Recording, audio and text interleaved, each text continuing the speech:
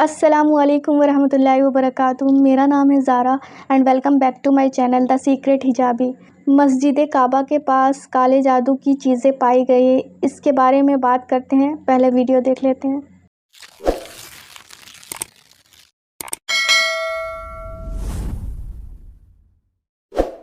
السلام علیکم دوستو، میرا نام ہے عصیم شفقت اور آپ دیکھ رہے ہیں ہنسی ٹی وی۔ جادو اور جنات کا وجود، یہ دونوں چیزیں ایک دوسرے سے جڑی ہوئی ہیں،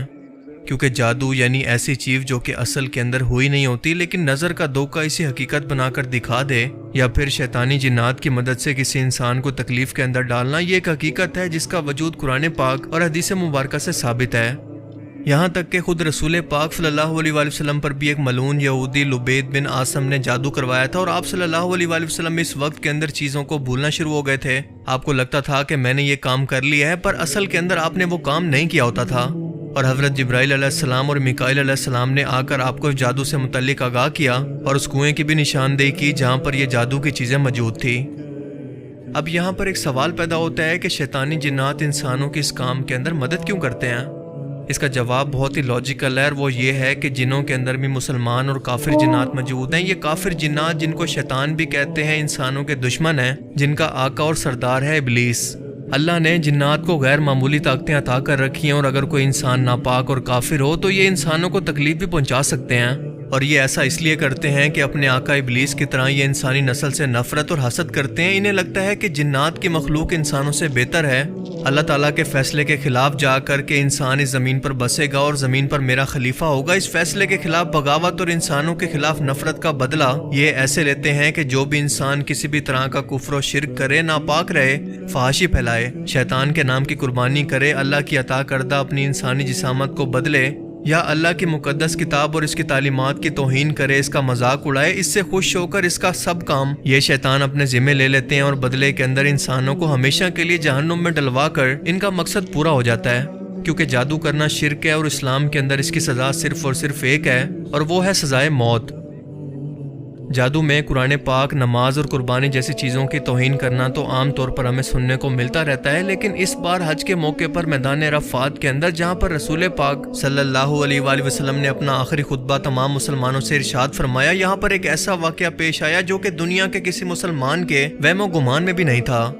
کیونکہ سعودی حکومت کو حج کے بعد میدان عرفات کی زمین سے ایسی چیزیں ملی جنہیں عام طور پر جادو کے طور پر استعمال کیا جاتا ہے، مثلاً سر کے بالوں کے گچھے، مختلف قسم کے شیطانی تعویذ، انسانی جسم کو دکھانے کے لیے گڑیا جس کے جسم کے اندر جگہ جگہ پر سوئیاں چبھی ہوئی تھی۔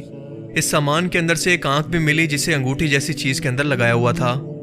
یہ سب چیزیں مثلاً کسی انسان کے ناخن یا پھر اس کے سر کے بال جو کہ کسی شخص کے جسم کا حصہ رہے، انہی کے ذریعے جادو ہوتا ہے، کیونکہ شیطانی جنات کو یہ سمجھنا آسان ہوتا ہے کہ کس شخص کو کیسے اور کس طرح سے تکلیف پہنچانی ہے۔ دنیا کا ہر مسلمان اور غیر مسلم یہ جانتا ہے کہ ان سب چیزوں کا ایک ساتھ میدان عرفات کی مقدس سرزمین پر زمین میں دبا ہوا ملنا کسی بھی صورت کو اتفاق نہیں ہو سکتا۔ عام طور پر اس طرح کی چیزیں کسی شخص پر جادو کرنے کے لیے یا پھر اسے تکلیف پہنچانے کے لیے انجان اور ویران جگہوں، مثلاً قبرستان یا جنگلات وغیرہ کے اندر رکھی جاتی ہیں تاکہ کوئی بھی شخص وہاں پر پہنچ نہ پائے۔ پر اس جادوگر کا مقصد، جو کہ یقیناً کافر اور مشرک ہے، نہ صرف کسی شخص پر جادو کرنا تھا بلکہ اس مقدس جگہ کی اور اللہ کی ذات کی توہین کرنا بھی تھا، کیونکہ میدان عرفات وہ جگہ ہے جہاں پر اللہ تعالیٰ قیامت کے روز دنیا کے تمام انسانوں کو قبروں سے نکال کر ایک ہی جگہ پر اکٹھا کرے گا۔ ان کا حساب کتاب شروع ہوگا جب زمین کو کوٹ کوٹ کر بالکل ہموار کر دیا جائے گا، اور دنیا کے تمام انسان اسی ایک جگہ پر اکٹھے ہو جائیں گے۔ سعودی عربیہ میں جادو جیسے شرک کو بہت ہی سیریس لیا جاتا ہے، اور جادوگر کے لیے یہاں پر وہی سزا ہے جو کہ اسلام کے اندر مقرر ہے، یعنی سزائے موت۔ پر حیرت کی بات یہ ہے کہ اتنی سخت سزاؤں کے باوجود یہاں پر ایسے واقعات کم ہونے کی بجائے مسلسل بڑھ رہے ہیں۔ سعودی حکومت نے جادو عملیات کو روکنے کے لیے باقاعدہ ایک محکمہ بھی قائم کر رکھا ہے، لیکن شیطان کے پجاری سب سے زیادہ اسلام کی مقدس جگہوں کی توہین کرنے کے لیے مکہ اور مدینہ جیسی مقدس جگہوں پر اور زیارتوں پر یہ جادو عملیات کرتے ہیں، اور اس بار میدان عرفات کی توہین کر کے شیطان کو خوش کیا گیا، کیونکہ شیطان جتنا زیادہ ان جادوگروں سے خوش ہوگا اتنی زیادہ ان کی مدد کرے گا۔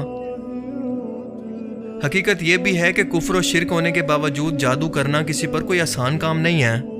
اللہ نے جادو کو انسانوں کی آزمائش کے لیے دنیا کے اندر بھیجا، جس کا ذکر سورہ البقرہ کے اندر موجود ہے کہ بابل عراق کے اندر 2 فرشتوں ہاروت و ماروت کو یہ علم دے کر دنیا میں انسانی شکل کے اندر اتارا گیا تھا، اور یہ بھی کہ اللہ کی مرضی کے بغیر یہ جادو کسی بھی شخص کو کوئی نقصان نہیں پہنچا سکتا۔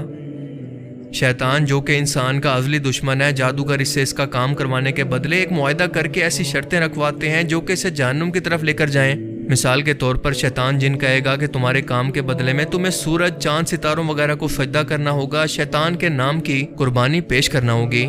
1 سال تک تم نے غسل نہیں کرنا، یعنی پورے 1 سال تک اگر وہ غسل نہیں کرے گا تو نماز نہیں پڑھے گا، اور نماز چھوٹ گئی تو کافر ہو جائے گا۔ ماں، بہن، بیٹی سے زنا کروانا، حرام چیزوں کو کھانا، قرآن پاک کی ایسی توہین کرنا کہ یہاں پر بیان کرنا ممکن نہیں، یعنی ہر وہ کام جو کہ اللہ کے غیظ و غضب اور اس کے عذاب کو دعوت دے۔ سورہ الشورى کے اندر اللہ پاک ارشاد فرماتا ہے کہ میں تمہیں بتاؤں کہ شیطانی جنات کس پر اترتے ہیں؟ وہ ہر ایک جھوٹے گناہ گار شخص پر اترتے ہیں۔ شیطان نے کھلے عام اللہ تعالیٰ سے یہ کہا تھا کہ اللہ تیری عزت و جلال کی قسم، میں ان سب انسانوں کو قیامت تک کے لیے بہکاؤں گا، گمراہ کرتا رہوں گا۔ اور اللہ نے بار بار انسانوں کو یہ بتا کر آگاہ بھی کیا کہ اس سے بچ کر رہنا، شیطان تمہارا سب سے بڑا دشمن ہے، اس کے پیچھے مت لگ جانا۔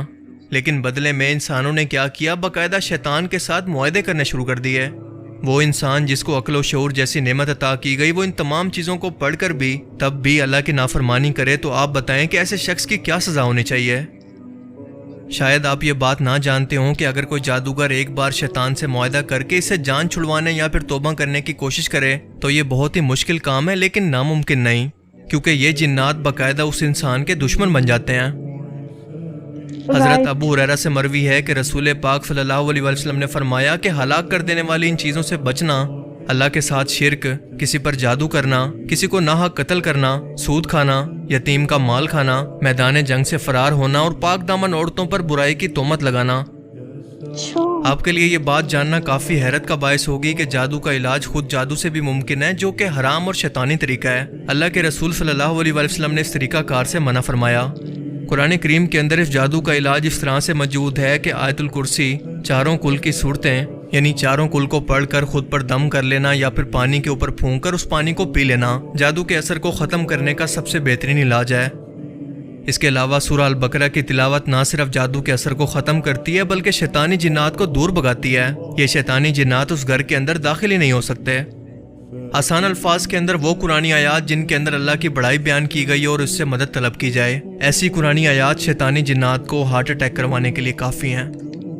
کیونکہ یہ شیطانی جنات وہاں پر جاتے ہیں جہاں پر ان کے رہنے کے لیے سازگار ماحول ہو، اور وہ جگہ ایسی ہو جہاں پر اللہ کا ذکر نہ ہوتا ہو بلکہ کوئی کفر و شرک ہوتا ہو،